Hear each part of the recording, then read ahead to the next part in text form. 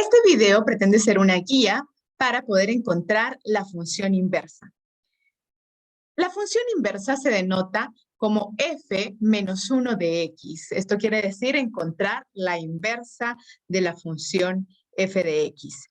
Para poder encontrar la inversa, primero tenemos que asegurarnos que sea una función biunívoca o una función 1 a 1.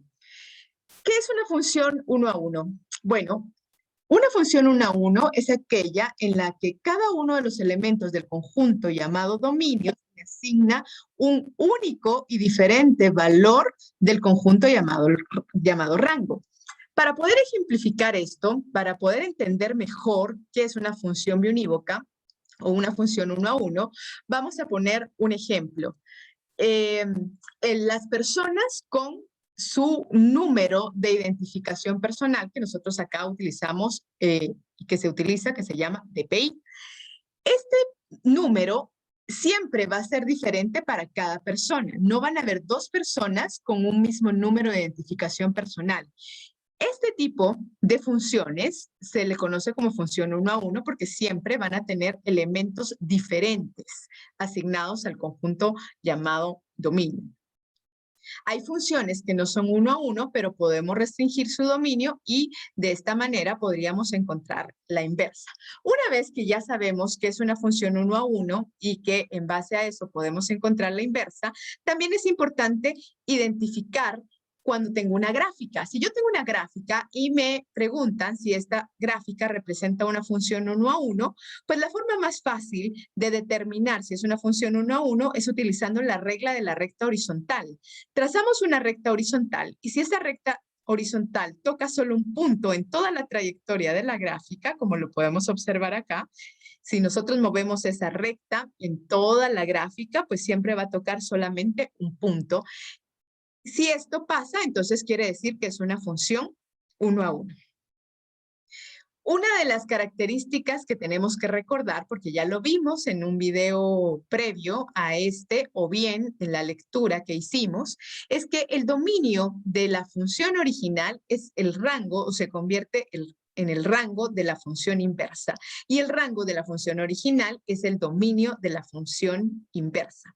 Entonces, lo que hacemos básicamente es cambiar x por y por x.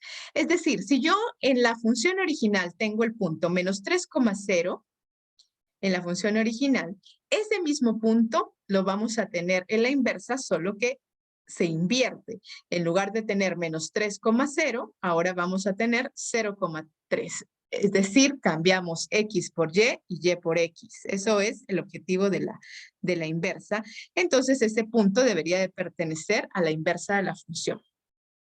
Bueno, encontremos los pasos para determinar la inversa de una función. Paso número 1. Lo primero que vamos a hacer es cambiar este f de x que tengo acá, lo vamos a cambiar por la variable y. Entonces, vamos a convertir ese f de x en la variable y, solo se hace la sustitución y listo.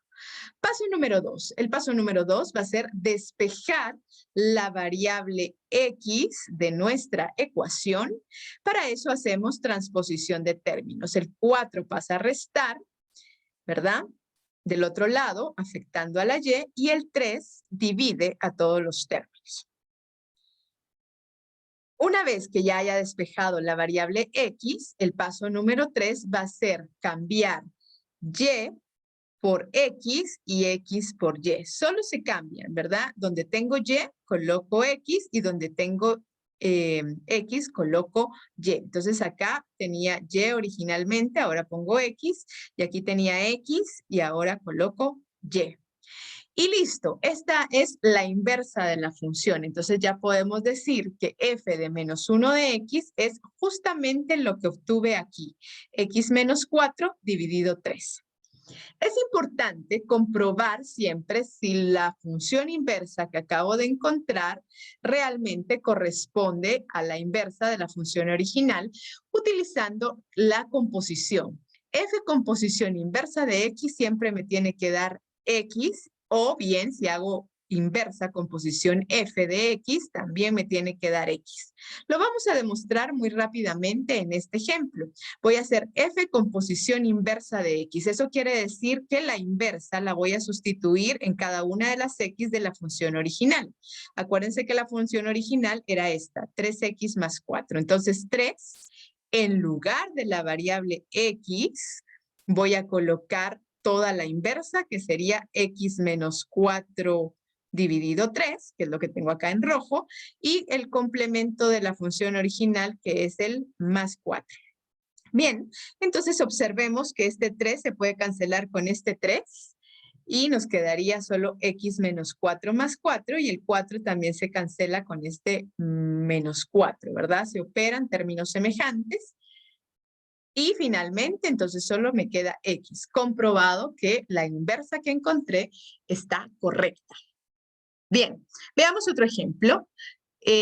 Bueno, pero antes de pasar a nuestro siguiente ejemplo, podemos acá observar la gráfica de mi función original, que es la que está en azul del ejemplo anterior, y la inversa, la gráfica de la inversa que encontramos. Observemos que el punto 0,4 es el punto de la original y por lo tanto este punto que es 0,4 debería de ser 4,0 en la función inversa porque se invierten los valores de x y de y. De esta manera podríamos ir buscando todos los puntos y ver que al darles la vuelta obtengo la gráfica de la inversa, ¿verdad? Bien, ahora sí pasemos a nuestro segundo ejemplo. Vamos a encontrar la inversa de esta función. Paso número 1, en lugar de f de x colocamos y. Paso número 2, vamos a despejar x.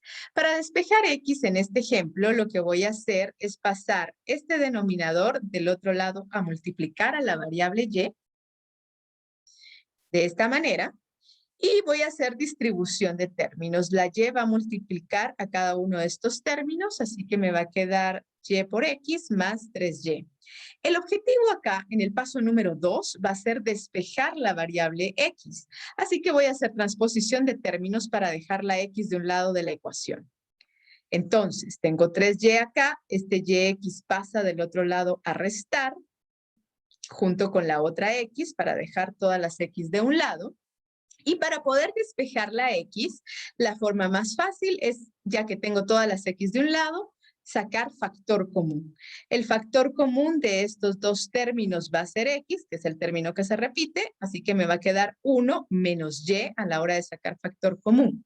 Finalmente, entonces puedo pasar a dividir este término que está afectando a la x del otro lado de la ecuación. Entonces me va a quedar 3y dividido 1 menos y. Una vez que ya haya despejado la variable x, pues voy a pasar al paso número 3, que es cambiar las variables. La variable y la cambio por x y la variable x la cambio por y, de esta manera.